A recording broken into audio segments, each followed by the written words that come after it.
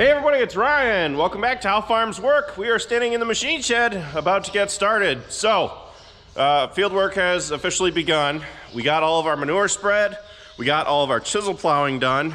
And now, Dad just left with the Earthmaster 3000 VT to go out and start working down some ground. So, today's goal is to get all of our new seeding oats and alfalfa in. So, we couldn't find a smaller job for the 4640, so it had to go on the Harrow.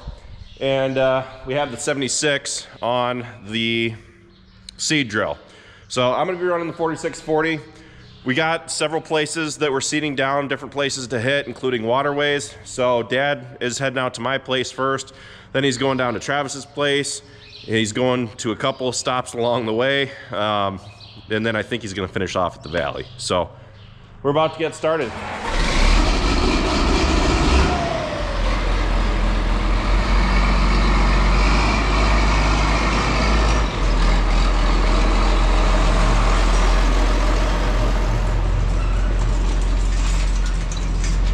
We got everything ready to go last night, and Dad just finished VTing the small strip that we're putting into alfalfa out of my place. So we're gonna start out there.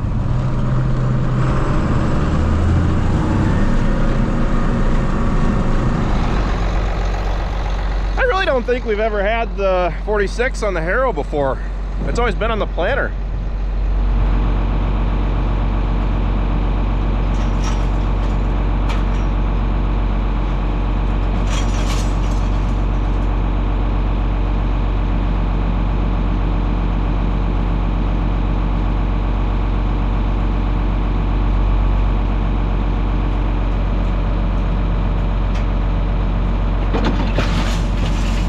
We're now out at the strip, out at my place that we're seeding down. The reason that we're seeding down this strip is to try to control any erosion that's going to be coming off of the row crops further up on the field. So here's the row crops. This is what we're going to be seeding down. It's closest to the retention pond down there. So the way we look at it is it'll slow the water down as it's coming off the hillside.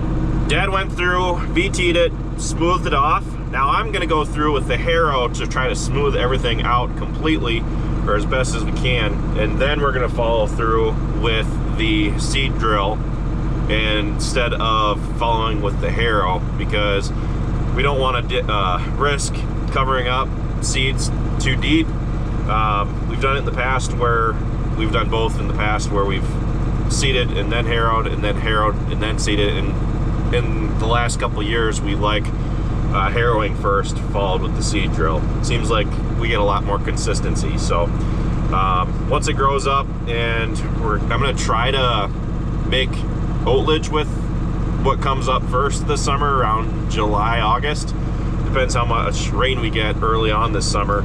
I would like to cut it off before it starts drying out, and then immediately wrap it for feed.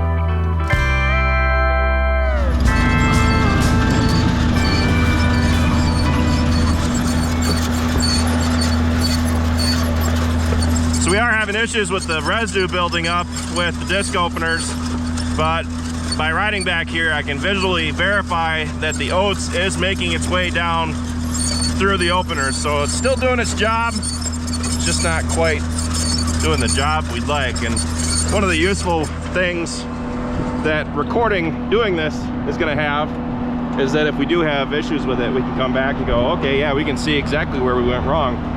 But I'm not too worried about the residue out here. We've dealt with worse, and it still made a pretty good alfalfa crop.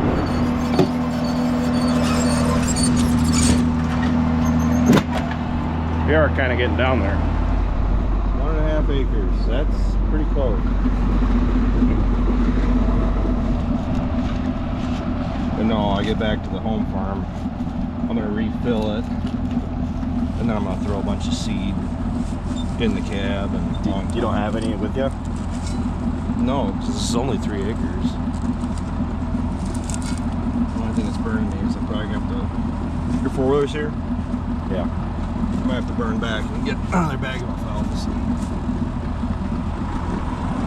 I mean, it's 30 pounds to the acre, which I know it's a lot of alfalfa seed, but the thing is, when it comes to trying to establish an alfalfa stand, you can't have too much.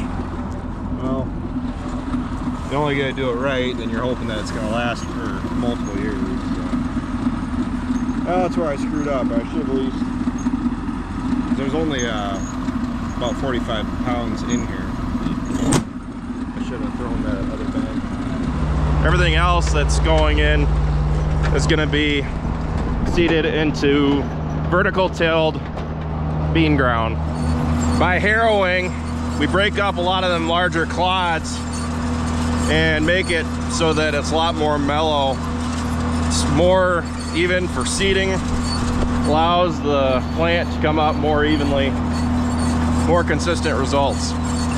The VT, however, with the rolling baskets on the back, does a really good job at breaking up the clumps already.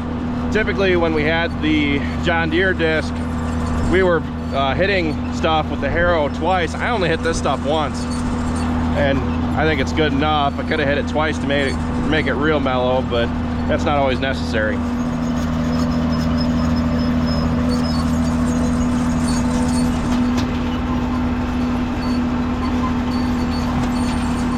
We're seeding down 2 bushels of oats to the acre and 30 pounds of alfalfa to the acre. Naturally, alfalfa is gonna come down to about 15 bushels to the acre, or 12 they say. But we found out the hard way that it's always better to have more than it is to have less, because there's not a 100% guarantee that all those seeds are gonna germinate and make their way up out of the soil.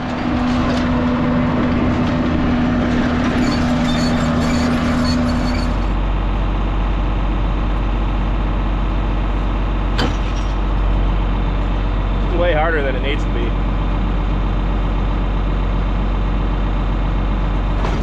He's running back to grab some more seed. He thought he'd have enough to do this out here, but he doesn't. So we're done. We're heading to the next field, and once we're done doing everything that's getting seeded down, I'm gonna run out and hit maybe my 11-acre field and the pasture to break up the manure chunks from last fall.